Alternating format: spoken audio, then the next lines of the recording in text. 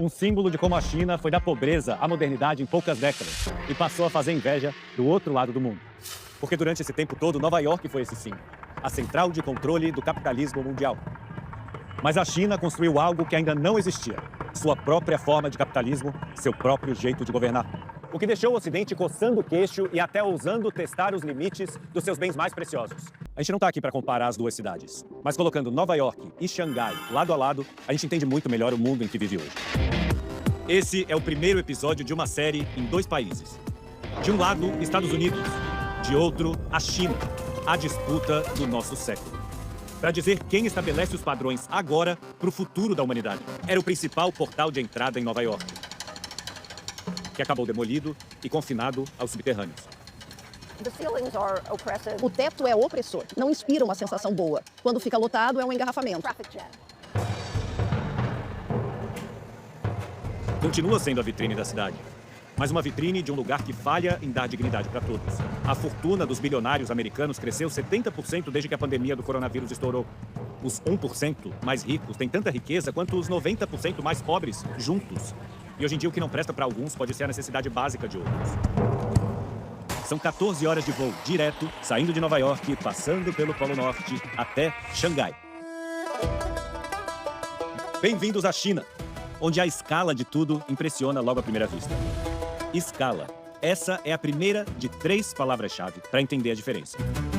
Enquanto nos Estados Unidos cada projeto é orçado como se fosse o primeiro, na China, aeroportos enormes como esse são feitos iguais pelo país inteiro. É como se fossem peças de Lego gigantes que são trazidas para lá e para cá e reproduzidas por todo o país. Por isso que dá para construir um aeroporto desse em 2 anos, por 7 bilhões de dólares. Só a reforma que estão fazendo lá no aeroporto de Nova York vai sair por 20 bilhões. Aquele trem de levitação que a gente mostrou lá no começo, o mais rápido do mundo. Ele tem o dobro da extensão do trem que leva ao aeroporto de Nova York, mas ficou pronto em 3 anos e custou a metade. Agora sim, sabe quanto tempo ele levou do aeroporto de Xangai até a cidade? 7 minutos e 12 segundos. Velocidade. Essa é a segunda palavra-chave. Se você faz uma obra em velocidade a jato, você gasta menos. Todo mundo que fez uma reforma sabe que atraso custa dinheiro. A China quer deixar esse sistema explícito quando mostra os números da economia e o tempo que se leva para chegar do aeroporto. Mas o trem não vai para o centro da cidade. Para fazer uma comparação justa, vamos pegar o metrô até a estação central. O metrô de Xangai abriu 90 anos depois do de Nova York, mas já tem o dobro do tamanho. Enquanto fazer 1 quilômetro de trilho aqui custa uma média de 220 milhões de dólares, em Nova York as últimas obras passaram de 1 bilhão por quilômetro. Xangai também já ultrapassou Nova York em quantidade de estações. É a terceira palavra-chave: planejamento. Como é o mesmo partido no poder há quase 80 anos na China, eles conseguem planejar e executar a obra com o mesmo partido no poder. Enquanto em democracias, principalmente as que estão polarizadas agora, a gente vê um monte de político que começa a obra e não termina. E aí o próximo não quer nem encostar. Em 37 minutos, chegamos à estação central de trem. A estação central de Xangai ficou pronta em 3 anos e custou 300 milhões de dólares, contra 1 bilhão e 600 milhões daquela nova entrada que a gente mostrou na Penn Station em Nova York. Apesar de a de Xangai ter mais do que o dobro do tamanho. Daqui saem trens para 300 cidades da China, sobre o mais amplo sistema de trilhos de trens rápidos do mundo. Tudo isso é possível por causa do mantra: escala, velocidade e planejamento. Por isso você não vai querer sair de Xangai. É aqui que a China veste sua melhor roupa e se mostra para o mundo. Aqui você pode conhecer a Pérola Oriental, torre icônica, cartão postal de Pudong, parte nova da cidade, que é o centro financeiro do país hoje. Imagina que a cidade antigamente era assim. A gente ainda está em Xangai, mas num bairro dentro da grande metrópole. Mas agora imagina viver por aqui e ver esses canais transformados em avenidas imensas e essas casinhas baixinhas em grandes arranha-céus em poucas décadas. Xangai tem templos históricos e dos jardins mais bonitos do mundo. Mas não dá para separar os guindastes da paisagem geral.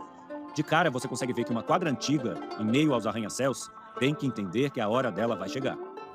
Quando o governo decide que aquela quadra é a próxima a ser demolida, comunica à população toda. A senhora Wang mora com o filho, Lawrence, que cuida dela. Eles moravam perto do centro e foram realocados para uma urbanização nova a 1h30 da antiga casa deles. Ela conta que ficou muito feliz porque vivia em um apartamento pequeno e agora tem 3 quartos. Um dos quartos fica para as visitas, como a irmã dela, que hoje veio almoçar com a gente. O Lawrence preparou um banquete à moda de Xangai. Tudo aqui é compartilhado. Ninguém é, inclusive, dono da terra onde vive. É o governo.